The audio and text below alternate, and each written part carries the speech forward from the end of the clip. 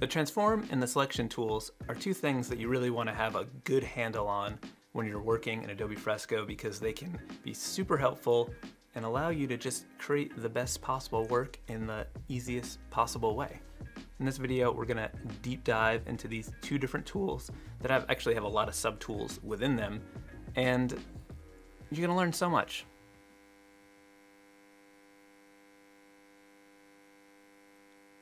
All right, I'll meet you at my iPad.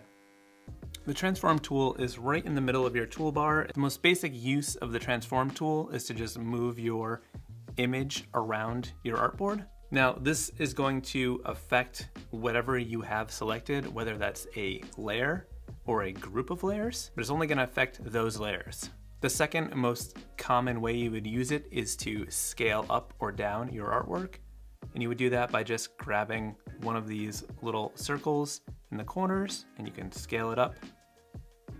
If you go from the side, you can stretch it. If you go from the corners, you can scale it proportionally. You do need to be mindful that if you are working in pixel art and you are scaling your artwork up, it's going to lose some quality.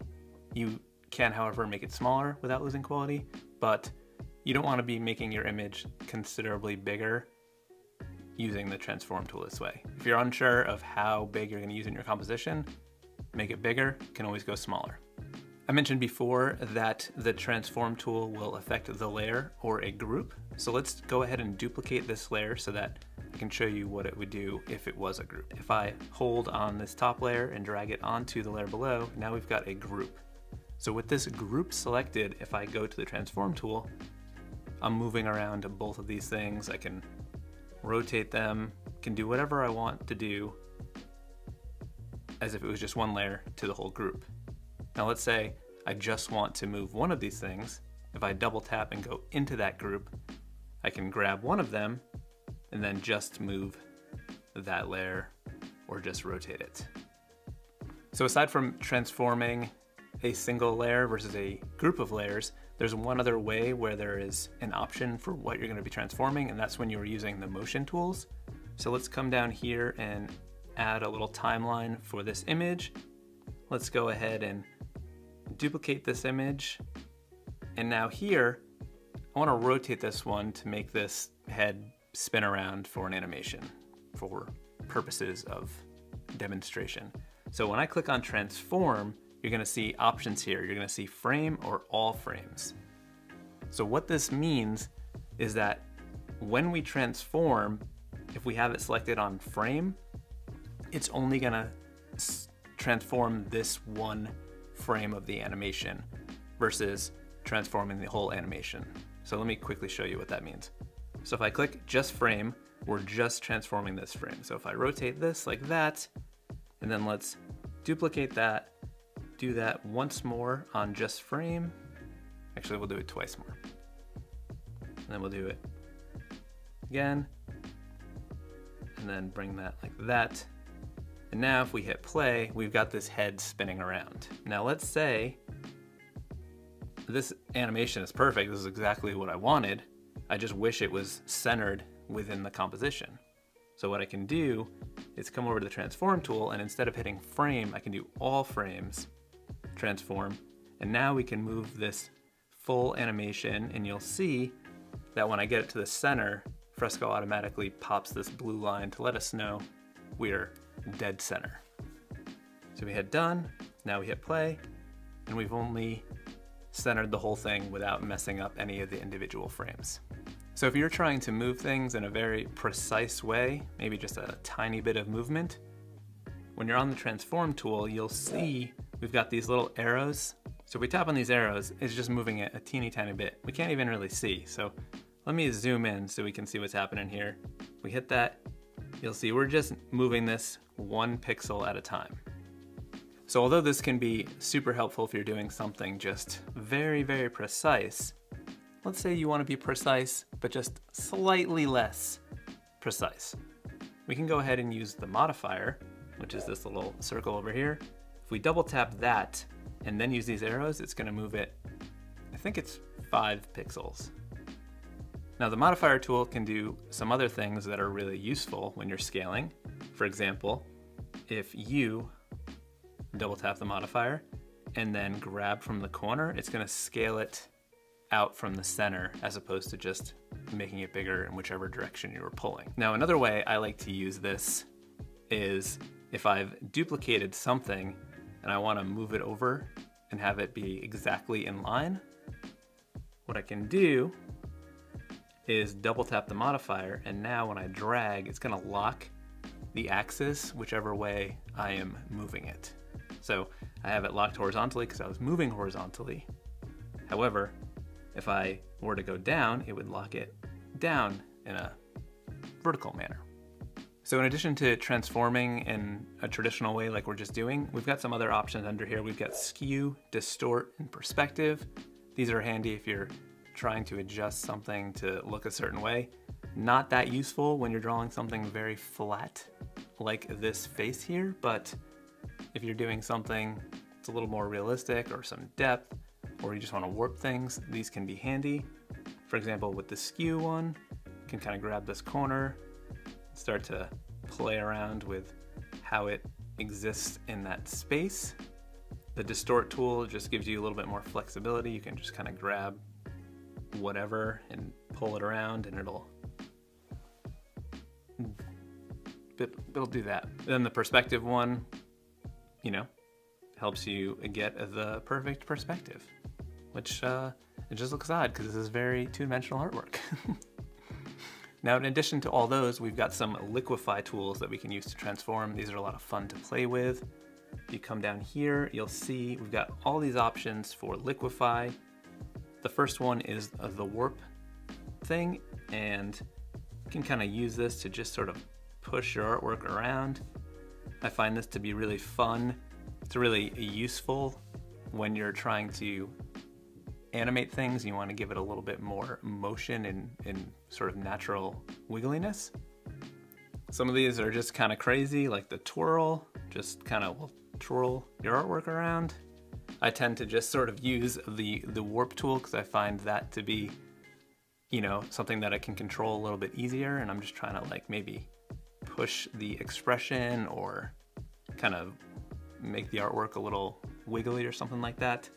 The pucker will pinch it in towards the center, which can have a funny effect that is pretty hilarious. And then the bloat does the opposite of pucker. Can make this little chubby, make it like a balloon. And then below warp at the top, you'll see reconstruct. What this does is it allows you to get it back to where it was at the beginning. Just put it back and say, we went a little too crazy, gotta dial things back in. It's too much. The other one on here is push left. This just sort of pushes stuff and, you know, it does, look at this. See what's happening? It got crazy. We can go back to reconstruct and we can put it back together. No big deal. You could also use undo for that. At the very bottom, you'll see some tools to control how these things work. So you can kind of fine tune this if you were just real fancy with the liquify tool and you really want to control how much it's fixing things or how much pressure is needed. You can do this for all the different tools. This kind of shows you what they do, which is nice. You'll have this for all of them, and you can really kind of fine tune this if you have some sort of real specific thing that you're trying to do. Like maybe you want it to twirl, but just a little bit. So the transform tool and the selection tool are kind of like Batman and Robin. They help each other out. They're a powerful team. And the selection tools are right below the transform tool. It's this little selection shape. So there's a lot of different ways that you can select things in Adobe Fresco. So if you tap on this tool, you'll see a whole pocket full of options right here. We got the lasso, we got the magic wand, we got the paint selection, we got the rectangle, the ellipse, the polygon. We can hit plus, and it's gonna change how many angles are in our polygon. I tend to use the lasso and the magic wand more than anything else, but I'm gonna show you how they all work. The first one is the lasso. I really like the lasso tool in Fresco because it allows you to do both precise angular selections, but also more organic selections if that's what you wanna do. So for example, I've got all these little illustrations that you might recognize from my mat if you've seen other videos. Okay, so let's say I want to select this ramp. I could come over here and tap to start a point of the selection, and then come down here, tap another one, tap, tap, and then we got this curve here. So what I could do is, instead of tapping again, I could just trace along this line, come up here, and then just tippity tap that. Now you'll notice here that, actually I got the whole thing, but let's say I didn't get the whole thing. I could just come in here and draw a little circle to add in whatever I missed. What about if you did the opposite? What if I accidentally selected this foot from this disembodied butt with legs? What would I do then? Well, what you could do is double tap the modifier, and now you can draw in things that you want to remove from the selection. So I can just trace that area and boom, it's all gone. And get rid of whatever we want. Then untap the modifier, and then we could add in if we wanted to. So when we have this selection, we've got some default tools set up below. We've got transform, where we could go ahead and just kind of move this around if we didn't want to remove it from this layer. We could hit erase and just get rid of it altogether. We could turn it into a mask if we wanted to mask this from the rest of the layer, if we wanted to sort of hide everything else but not be destructive and not actually get rid of it. We could deselect, which isn't that helpful because we just selected it, but when you're done, you can deselect things. And then under more, we can hide the selection where we keep it selected still, but we don't want to see those marching ants. This can be helpful if you're using the selection to sort of paint something in, and you want to be drawing in that locked in area, but you don't want to see these marching ants because it's going to make your eyes go crazy. And then you have the option of viewing it as marching ants or viewing it like this. I prefer the marching ants, but you may like this. It's up to you. That's why there's options. Now, in addition to these tools down here, if while you have something selected, you tap on your layer, you'll see we've got cut selection. What this does is it cuts it out of this layer, and now when we paste that selection, we've got this ramp on its own layer, and we can move it all around without moving everything else with it. This is pretty handy, a nice feature. So the paint selection tool works similar to the magic wand, but you're not tracing around it. This is just sort of like you're coloring in a shape that you want to select. And I think this is pretty handy. I'm used to drawing around the shape, so I like that, but I can see how this one may be easier for some people to use. It's the same thing, it's just a different way to do it. The rectangle and all the shape ones are, pretty straightforward. They're just making a selection as a shape. For something like this image, it's not that helpful because it starts to overlap other areas that we don't want.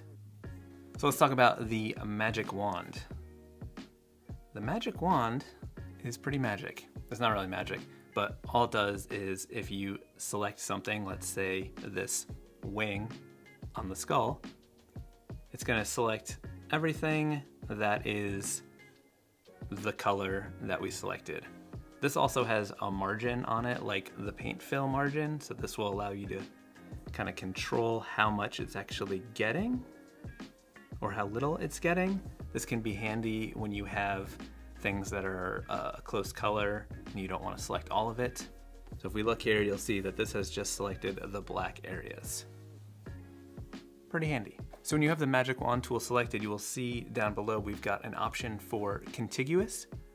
So if we turn contiguous off and make a selection, let's say we select the pink from this pig, you'll see it's selecting a lot of different stuff, but if we pull this color margin down, you'll see we can get it to select only the pink. This is really helpful if you're trying to separate a color or isolate something. You can select it all at once. We could go ahead and maybe we just cut this and put the pink on its own layer.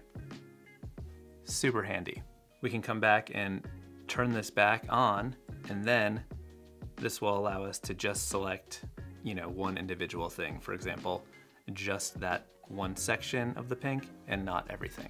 All right, now that you know everything there is to know about transform in selections, you're gonna wanna check out these other two videos where I do a deep dive into brushes and a deep dive into layers.